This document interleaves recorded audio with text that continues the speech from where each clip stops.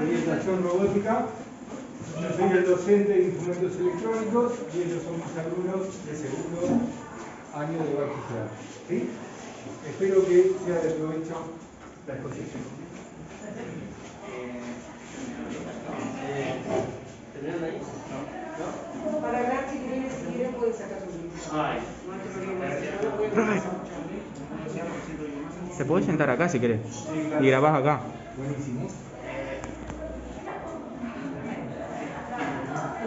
¿Saben de más o menos qué consiste o de qué trata? Bien. Bueno, a los que no sepan, la eficiencia energética trata sobre el tema de utilizar responsablemente, se podría decir, la electricidad que utilizamos día a día sin salir de nuestra zona de confort, dicho de esa manera. Es decir, que una diferencia que pueda dar que eficiencia energética no es lo mismo que ahorro. ¿Cuál es la diferencia? Si vos usás una computadora durante 6 horas y lo tomás desde el lado del punto de vista de ahorro de energía, el ahorro de energía sería, en vez de utilizar las 6, en vez de usar 3.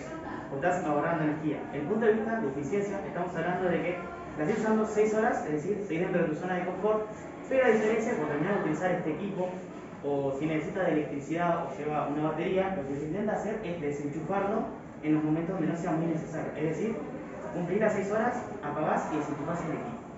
Dentro de eficiencia energética también tenemos el tema de las electricidades que son reconocidas, que la va a explicar mi compañero por acá, que se llama Nicolás. Hay distintos tipos de energía donde entran las energías renovables y no renovables.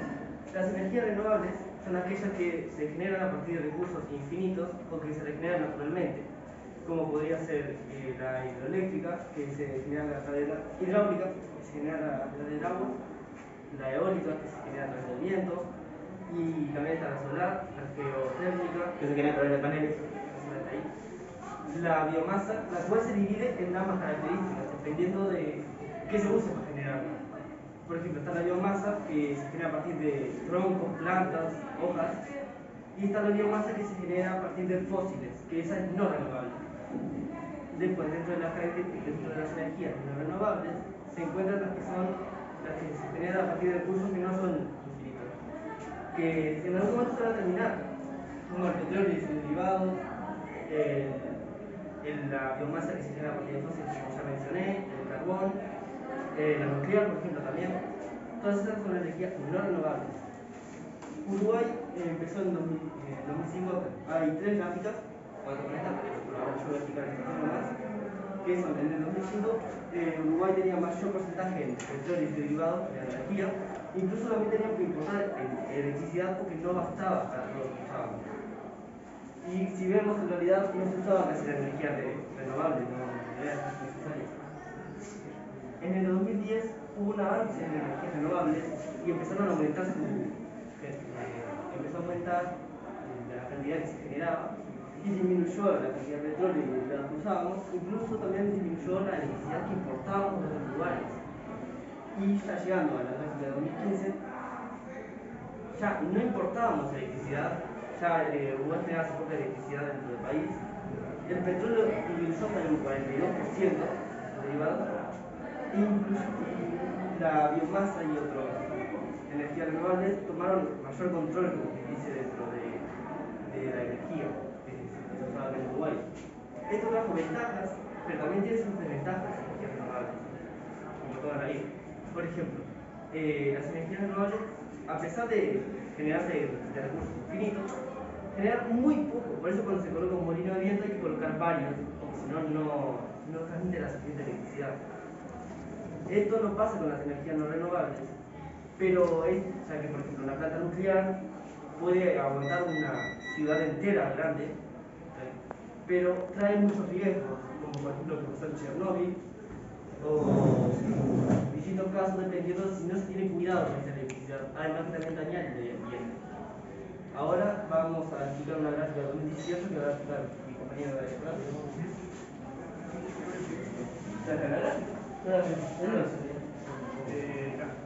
La matriz energética es la composición de las fuentes de energía en una zona geográfica, o sea, un país, o sea, el porcentaje de las fuentes de energía que hidráulica, la fuente de energía fósil, como puede ser el petróleo, el gas natural y todo así. Pero también, o sea, un país cuando va a elegir su matriz energética, ya sea fuentes no renovables, incluye, o sea, va a tener no importa, va a influir en su economía básicamente. O sea, en los precios internacionales que va a tener ese país, por ejemplo, si tiene una matriz energética compuesta de energías renovables, va a ser más independiente, o sea, a nivel de mercado, porque va a producir su propia energía y no va a tener que comprar energía de otros países.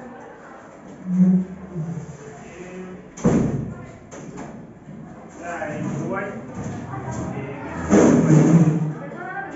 uno de los países que más productores, o sea, el porcentaje, ¿no?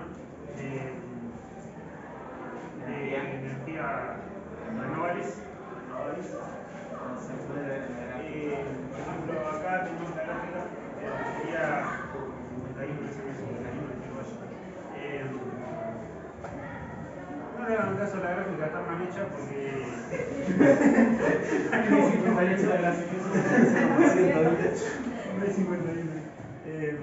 Pero está.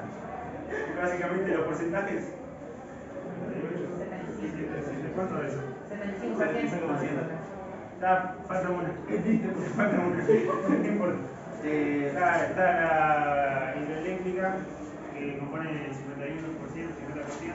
La eólica, que es el 38%, que Uruguay es, creo que el segundo, al menos en 2018, porque esta es una gráfica de 2018, así. Se declaró como el segundo país más productor en porcentaje, no de cantidad, porque ahí no van a partir del país. Porcentaje en energía eólica. ¿Porcentaje con respecto a otras energías o a la cantidad de el petróleo, hidráulica, Estados Unidos, sí. Nosotros tenemos 38% de energía eólica y con el que sigamos en 2018. No sé, habrá cambiado, ¿no? Para la tercera. El segundo país con más porcentaje generado de energía eólica.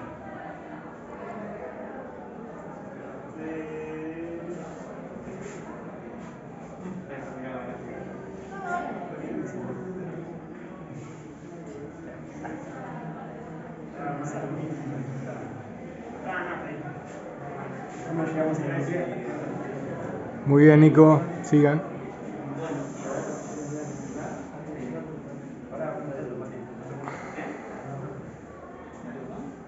De casualidad, algunos de acá, seguramente sí, ¿conocen lo que son las etiquetas de eficiencia energética? ¿Para qué se utilizan? Saben, además de estar en las lamparitas, que ponen una, que además se pueden ver las lamparitas, ¿saben en dónde más se pueden llegar a ver? En las heladeras. Bien. ¿Saben cuál es la diferencia entre un electrodoméstico de categoría G y uno de categoría A? La cantidad de energía que despilfarra. Correcto. Como bien comentó el compañero, le vamos a dar el ejemplo de la heladera, que es el que siempre doy. Una heladera de categoría A y una de categoría G cumplen la misma función. Igual, ¿cuál es la diferencia? La de categoría A, muchas veces alguno tiene en su casa, no sé, le habrá pasado que en un momento el tipo te tranca la puerta, como no te la deja abrir. Te pasa un ruido raro, la heladera, no sé si a alguno le pasó que tiene. Bueno, cuando hace eso se llama vacío. La heladera genera un vacío interno para hacer lo que se llama corta, es decir, intenta de apagarse y mantener la temperatura, haciendo un ahorro de energía además de que es de bajo consumo. En cambio, la categoría G va a mantener durante 24 horas constantemente, los 360 días del año, con lo que tenga de vida, teniendo el mismo consumo de energía. Para que se hagan una idea de la diferencia entre categoría G y categoría A. También se puede ver en otros electrodomésticos, tanto como en microondas, aires acondicionados, lavarropas y lamparitas. Permiso, porque acá que se va los. Y acá, voy a hacer una pregunta yo en general, esta siempre la pregunto. ¿Cuántos de ustedes utilizan el cargador y lo dejan enchufado después de que terminan de cargar el celular? Todos. La mayoría. ¿Ustedes tipo, desde su punto de vista, ¿no? De cotidiano, sin muévanse que no quieren esta charla, por ahora. ¿Está bien o está mal? Exacto. Y ustedes no sabían, pero con el simple hecho de desenchufar un cargador es una ayuda. Por el tema de que estás ayudando el tema de eficiencia energética. Está siendo eficiente porque ese cargador va a estar ahí en el tiempo que te viniste a estudiar o en el que no estuviste en tu casa. Simplemente estuvo enchufado y no estuvo nada más conectado ahí. O sea, está haciendo un gasto de energía. Es lo que me han usado de cargador. Además de, como dice mi compañero, que dejando el cargador enchufado hasta más energía, también si lo desenchufas estás previniendo un accidente, ya que mientras se mantiene generando energía puede llegar a calentarse demasiado, lo cual puede generar a que explote y provoque un incendio. Exacto. Muy bien comentado por mi compañero. Exacto. Pero en realidad, Ulises, aunque esto no parezca, sin sacar estimativos, sin sacar cosas raras, de acá a 15 años se estimula que básicamente el mundo ya no va a aguantar porque el ser humano cada vez consume más y más y más y estamos en la actualidad casi llegando a consumir lo que consumen 2 planetas Tierra, para que se hagan una idea de la cantidad inmensa que consumimos los seres humanos de electricidad. Y lastimosamente la culpa no es que la tenga nadie en específico, la tenemos todos, porque cada vez nosotros pedimos más y más y más, y es la verdad. Tanto ya sea de una nueva computadora hasta un nuevo dispositivo celular o un cargador que te cargue en menos de 2 horas un celular, porque son las cosas así. Y haciendo estas pequeñas acciones, Ulises, que ustedes dirán, pero es mi cargador, pero son los cargadores de todos los que están acá adentro, en vez de ser un granito de arena, empieza a ser un puñado y empieza a tener peso. Porque lo que vamos a estar en el futuro, vamos a ser nosotros. Hay mucha gente mayor que estos temas así no les dan importancia, porque dicen, a mí no me va a afectar, pero lastimosamente a nosotros y a ustedes también. Y de eso va el tema de ser eficiente energéticamente. No tocamos la zona de confort de nadie, porque puedes ir utilizando tu zona de confort diaria, es decir, seguir jugando las horas o mirando o realizando las horas que vos quieras con tus aparatos electrónicos, pero de una manera más segura, es decir, los terminás de usar, los apagás o los desenchufás dependiendo de lo que sea. De eso va el tema de ser eficiente energéticamente. ¿A ustedes tienen que preguntar o preguntar?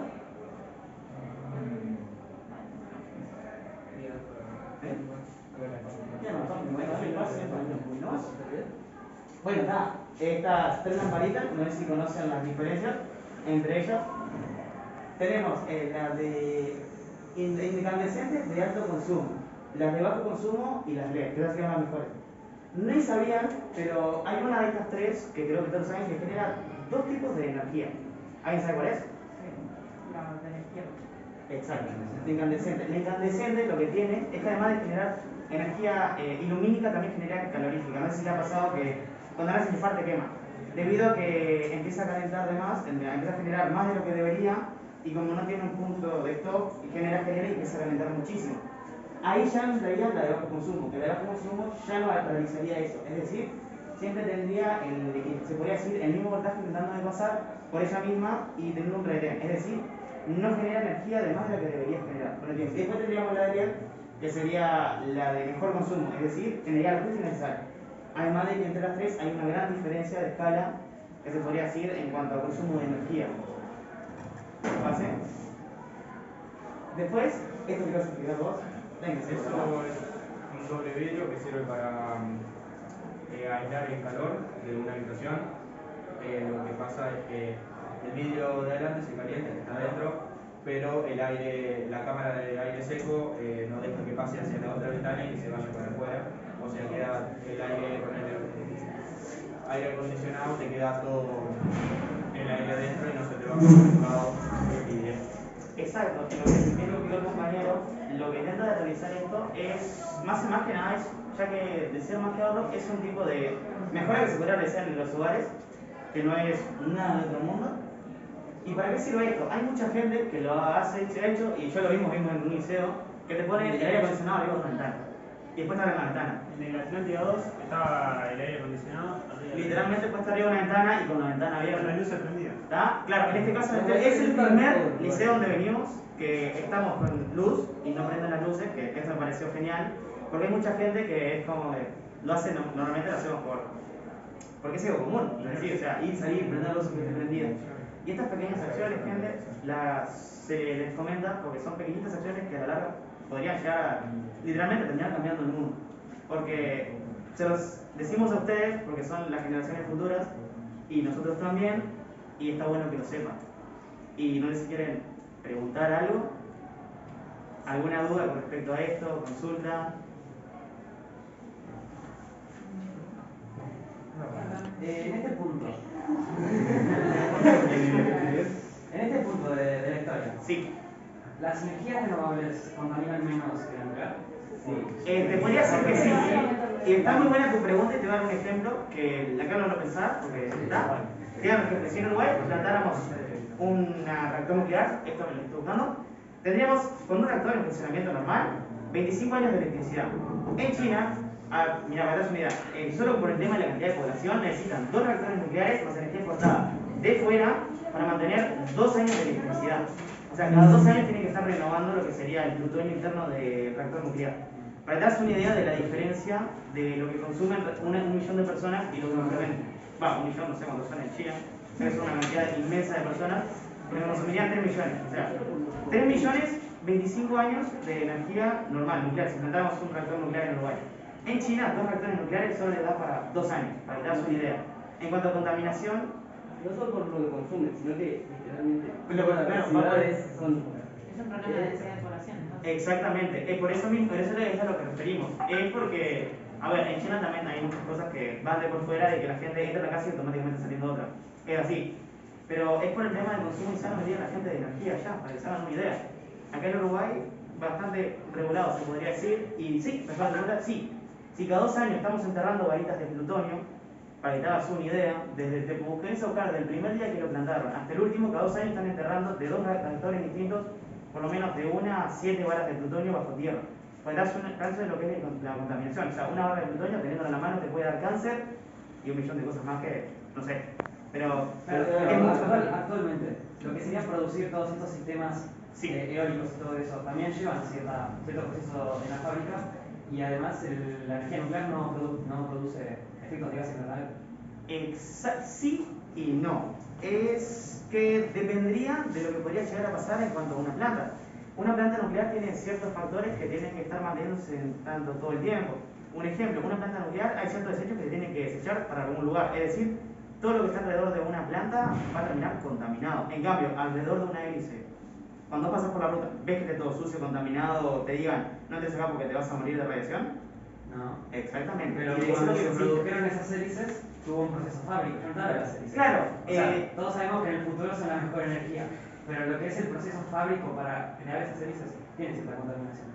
Tiene cierta contaminación como todo, pero es una contaminación menor comparado con la contaminación de 360 días del año de una fábrica nuclear. Hay que tomar en cuenta que como la energía eólica conlleva tantos ventiladores de estos para conseguir un poco, tiene más razón con el lado de que hay que producir muchos, pero muchos de ellos para conseguir un equivalente a lo que es la energía nuclear. ¿Cuántos paneles precisás para limitar a una planta de radiación?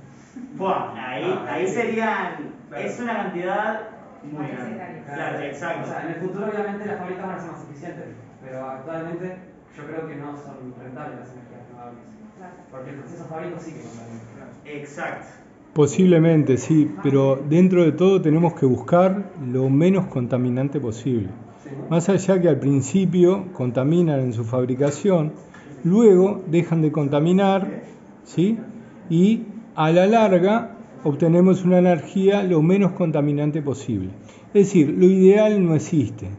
Siempre lo que hacemos es aumentar las probabilidades para que, en este caso, tengamos la menor contaminación posible. Ideal no existe. Pero digo, está buena la inquietud. La contaminación, soy profesor de biología, hablamos del lado de las ciencias biológicas, ese tipo de contaminación es momentánea, la otra es a largo plazo. La contaminación es aire, tierra y agua. No solamente contamina, sino que mata muchas especies, desaparecen especies. A la larga la otra contaminación es mucho más grande, claro, pero la hora de arrasa con especies acuáticas. No. O sea, no vale el mar porque en el mar, tipo, lamentablemente la mayoría de los desperdicios en el mar. Pero lo que yo me refiero es que, por ejemplo, lo que se espera cuando hablan de energías nucleares es que se produzca Chernóbil. La verdad que eso es cuando recién estaban iniciando las energías nucleares. obvio, pero igual aunque las energías que bajaron en nucleares. Igual que China que produce 40% de dióxido de carbono. Y esto por la cantidad de densidad de población, vuelve a lo mismo. Claro. No, porque de hecho son el país con menor eficiencia energética. Sí, porque, a ver, tiene que ver por la Yo cantidad no de te hablo de la población. cantidad que produce, yo te hablo de lo mal que la despilfarra. La eficiencia energética se hace por cápita, se hace por cápita, es decir, por persona, por cabeza. Es lo que se da. La eficiencia energética por eso. Vos te pones a Lo que pasa es que China es una potencia que produce casi todo. Pero Estados Unidos produce casi lo mismo que China y está como puesto 20 en el ranking de Claro, eficiencia. ¿cuál es la diferencia? Estados Unidos intenta siempre de optimizar, intenta siempre de buscar una manera óptima. En China es entra uno, sale otro, entra uno, sale otro, están así todo el tiempo. Entonces se entiende, claro. La cantidad y la cantidad. ¿Sabes cuál es el problema con este tipo de energías? Es verdad que las energías renovables, como ya mencionaste vos y ya mencionamos, se necesitan un montón, por ejemplo, de hélices para generar energía eólica y eso también contamina, ¿no? El tema es que con el otro tipo de energías no renovables, aunque generan un montón de energía y capaz que sean más eficientes, a largo plazo esos recursos van a terminar, ya no van a haber, ya se van a dejar, y todas las energías como carbón, la nuclear y un montón de energías más no renovables van a terminar. Y por ejemplo, Estados Unidos es un país que necesita mucho del petróleo, ya sea para generar energía o para otras cosas. Y es un recurso que se está por acabar en unos años, ya no va a haber más petróleo. Se le llama recursos críticos. Nosotros, por ejemplo, es verdad que aunque aún usamos petróleo,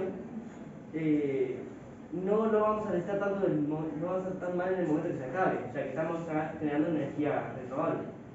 Por eso también es mucho mejor ya enfocarnos en energía renovable, y aunque la otra tipo de energía sea más eficiente, es mejor ya ir dejándola antes de que se acabe y tener un problema más grande al futuro. Exacto. Como bien dice Nico, ¿qué pasa? No. Y nada, vengo, dice mi compañero, es más que nada eso, es ir preparándote para en un futuro poder decir, hasta acá.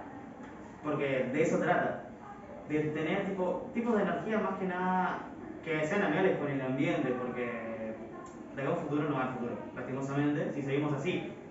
Porque, como bien comentó el compañero y como bien comentaste vos, pueden llegar a ser energías que pueden llegar a ser muy caras, pero a la larga terminan siendo mucho mejores. A ver, si te pones a pensar también, desde el punto de vista que estamos hablando hoy, mantener una fábrica nuclear tampoco es muy barato, que digamos. Necesitas tener a personal, y al personal medianamente tenés que dar un sueldo, sin mentirte, entre 60.000 a 70.000 pesos. ¿Por qué? Porque estás teniendo gente que está expuesta a radiación, más el seguro médico todo pago. Es decir, si te van a internar por cáncer y la familia dice, no, yo lo quiero con la maquinita, el que está atrás lo tiene que mantener durante 30 años por lo que viva con la maquinita. Jubilaciones tempranas, si jubilan a los 40 años, ¿por qué no se jubilaron a los 40? Exacto, o sea, si te pones a pensar entre gastar en hacerte un campo de hélices y gastar en una fábrica nuclear, a la larga es mucho más barata, porque esto gastás una primera inversión y te queda de por vida. Acá haces una primera inversión y seguís invirtiendo. No sé si puede romperse. Así se puede romper. Claro, como todo.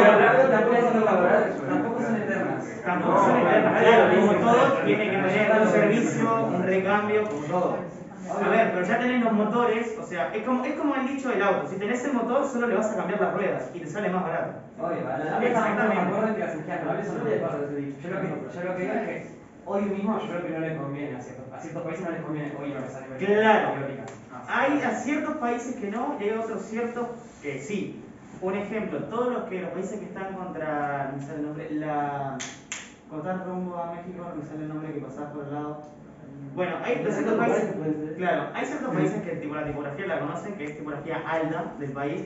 Energía eólica es muy necesaria ahí porque le vendría demasiado bien. Es un país que está en altura, constante viento, y lo que es de generación de energía no va a ser mucho más que complicaciones a la hora de instalar, pero a la hora de producir va a ser un país que tenga buenos beneficios. Como hay otros que les podría venir mucho mejor, energía hidráulica o mareomotriz, también se le podría decir. Dependiendo del país, te tenés que fijar en el tipo de tipografía que tiene para ver qué es lo que más le conviene. Sin ir muy lejos, nuestro país se caracteriza por grandes vientos. Exactamente. Y está bueno incorporar la energía eólica, ¿verdad? Porque es una forma de aprovecharlo, ¿sí? Lo mismo en lo que se refiere a la parte hidráulica también, ¿sí? En algún momento alguno se cuestionó si todo este cambio nos va a favorecer más allá de disminuir la contaminación desde un punto de vista económico? ¿Verdad que sí? Se notaría que a los efectos, sin ir muy lejos, el recibo de UTE. Por ahí esta charla, en una charla de sobremesa, se la pueden transferir a las familias. ¿Y qué estamos haciendo con eso? Estamos invitando a que tomemos conciencia que a la energía hay que cuidarla para que sea más eficiente. ¿Y cuál es el premio? Y nadie puede dejar de negar que el premio por ahí también viene por el lado del costo que tenemos que desembolsar todos los meses. Y eso está bueno también. Y está bueno transferírselo a la comunidad, que seamos conscientes de que más allá de que muchas veces nos quejamos, digo que el dinero no alcanza, hay determinadas actitudes que a la larga nos favorecen a todos, ¿sí? Que tienen que ver con el ahorro, ¿sí? A partir de, por ejemplo, utilizar más la luz natural, no encender luces si no es necesario.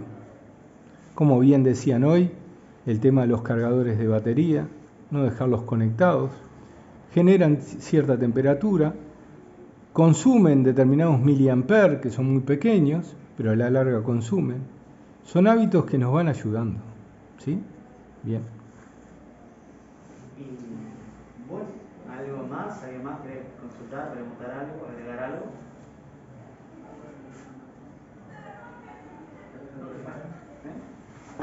Y si el profe ahí nos da una explanada nacional, que el profe nos da una mano y explicamos la panel. Ahí va, que le vamos a mostrar a ver. Está bueno. Ya que estamos, les podríamos mostrar un par de herramientas de laboratorio, en nuestro caso. Esto está en YouTube. ¿Normal? ¿Sabe por dudas?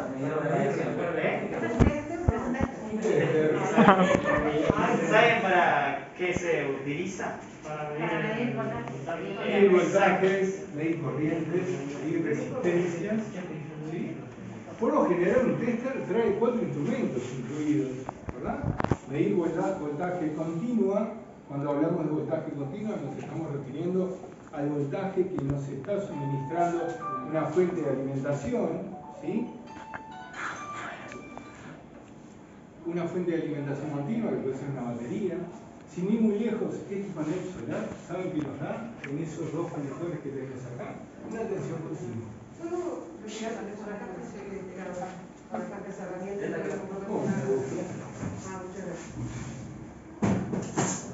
Un panel solar lo que nos suministra es tensión continua, de corriente continua.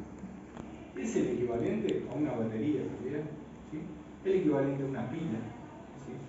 Pero ¿saben qué sucede con la corriente continua? Es muy difícil de transportar. Se generan muchas pérdidas cuando nosotros transportamos corriente continua de un lugar a otro. Sin embargo, la corriente alterna, que es la que nos suministra la UTE, ¿sí? Son los famosos 230 voltios que tenemos en nuestra corriente. Tiene la ventaja que es mucho más económica y mucho más práctica de transportar a grandes distancias, a diferencia de la corriente continua. Y ustedes se preguntarán, ¿cómo puede ser si cuando existen líneas eléctricas, por ellas se determina una determinada resistencia y como tal hay una pérdida de energía? Bien, hay elementos llamados transformadores, no sé si los dieron en física en algún momento. Los transformadores se llaman, también se pueden denominar como máquinas eléctricas. Máquinas eléctricas que trabajan pura y exclusivamente con corriente alterna. ¿Sí? Entonces, ¿el transformador qué hace en principio? Cuando sale de la central hidroeléctrica, es utilizado para aumentar la tensión. ¿Han escuchado por ahí, en el interior del país, o mismo cuando hay líneas de tensión, líneas de alta tensión? ¿Sí? Esas líneas de alta tensión están planteadas a propósito, para evitar las pérdidas de energía. Y por ahí en la ciudad a veces nos detenemos y vemos una especie de jaula de metal, ¿sí? Donde adentro tenemos algo que por lo general nos dicen, ahí adentro hay un transformador. Ese transformador es el encargado de disminuir ese voltaje que viene durante kilómetros y kilómetros por las líneas eléctricas. Entonces fíjense hasta qué punto los transformadores, que son máquinas eléctricas de corriente alterna, son beneficiosos en lo que se refiere a facilitar el transporte de energía. Bien, este panel solar entra dentro de la gama de equipos de energías renovables. Este panel solar, a ver Ulises, ¿se animan a mostrarlo? En la parte de frente. Está compuesto por pequeñas líneas. ¿Ven que hay pequeñas líneas? Hay blancas, pero hay más pequeñas aún allá adentro. ¿Sí? Ese material se llama silicio. El silicio tiene la capacidad de extraer la luz solar y transformarla de alguna forma en energía eléctrica. Se van sumando todas esas celdas que están ahí y nos van determinando a nosotros, a través de estas dos pinzas que tenemos ahí, una tensión aproximadamente de 12 voltios, 17 por ahí, ¿sí? Dependiendo también de la luz que absorbe el panel. Esos 12 voltios, como bien dijimos, son de corriente continua y dan determinada corriente eléctrica. Esas pinzas que están ahí son conectadas a una batería, donde de esa forma vamos cargando esa batería. Entonces, fíjense, durante el día tenemos la energía a partir del panel. Durante la noche utilizamos la energía cargando la batería. Y entre medio, entre la batería y el panel solar, ¿qué encontramos? Encontramos un regulador de energía. ¿Sí? Un regulador de carga. Que es el que hace de que le entre una tensión mayor o menor a ese equipo y salga una tensión medianamente estable para cargar una batería, para encender una lámpara, para cargar un celular. ¿Sí? ¿Vieron que ahí tenemos conexión USB? ¿Se animan a mostrar? Levanta el regulador de carga. Acá tenemos conexión USB. Por ejemplo, podemos alimentar y cargar un celular. ¿Se entiende más o menos cómo trabaja? ¿Sí? Buenísimo. ¿Alguna pregunta con respecto? Nos agotamos.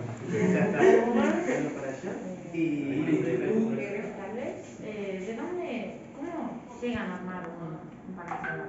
O sea, entiende que está compuesto por silicio y toda la estructura, pero ¿cómo hacen para incorporar el silicio transforme? Bien. Como todo elemento, primero vamos a hablar un poquito de lo que es el silicio. El silicio se extrae de forma natural. ¿Sí? Y es un material que, si lo analizamos bien, es el principal material que se utiliza para elaborar elementos llamados semiconductores.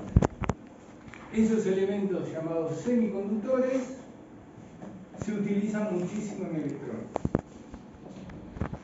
Por un lado, el silicio, hacemos una pequeña reseña del silicio, el silicio es contaminado con boro u otros elementos para hacer que ese material se torne, por un lado, más positivo en una zona y por el otro lado, más negativo en otra zona.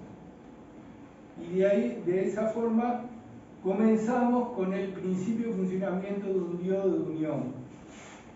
A partir del funcionamiento de un diodo de unión, que es un elemento semiconductor, viene el funcionamiento de un transistor. ¿Han sentido nombrar el elemento de transistor? Bueno, todo parte a partir del silicio del germanio. El silicio, en este caso, más que contaminado, se utiliza en el estado lo más virgen posible. ¿Sí? No se contamina, sino que se utiliza de esa forma. Y lo que se trata de hacer es que tenga la capacidad, la cantidad que se va poniendo ahí, de absorber la energía, la luz solar, y hacer de que a partir del silicio se transforme en corriente eléctrica, en esas pistas de corriente eléctrica. ¿Sí? No entramos demasiado mucho en la física, ¿sí? Del mismo, pero sí está bueno que sepan que lo que hay ahí es inicio y que es fundamental. No sé si aclaré un poco más o te mareé un poco más. La intención era marearte, pero no. Bueno, muy bien. ¿Alguna pregunta más? ¿Alguna capacidad de lo que quería preguntar? Bueno, entonces, este grupo tiene una otra materia, ¿no? Bueno, mis alumnos. Y desde nuestra parte y de mis compañeros acá, muchísimas gracias por escucharnos.